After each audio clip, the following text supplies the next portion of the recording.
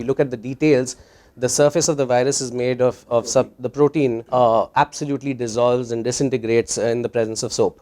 So, I think the strongest advice is to wash your hands with just plain soap and water. You don't need to have fancy disinfectants, which, will eventually get out of stock if, everybody wants to just focus on disinfectants. But just plain and soap and water seems to work very effectively against the virus. I, for example, work at a hospital, so it's a higher density of sick individuals there. So I work in a higher probability setting of getting infected. Going over and above would be warranted for circumstances where you think that the probability of getting infection is higher. That being said, hand sanitizers also come in handy if you're traveling and you may not have access to soap and water everywhere.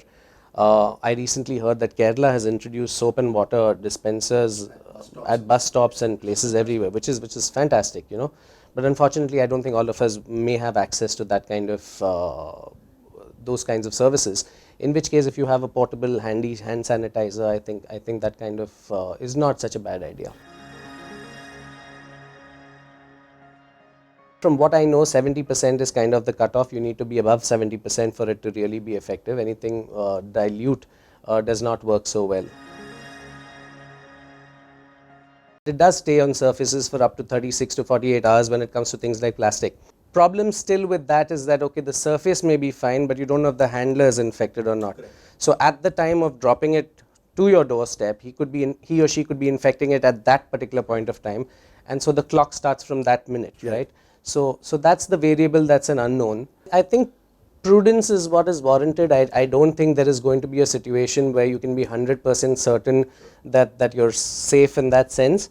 So if you have a delivery handler, rather than focus so much on the surfaces, which again right now is being considered as a lower probability mode of transmission, you focus on the aerosols that the delivery boy or girl might bring along with him or her.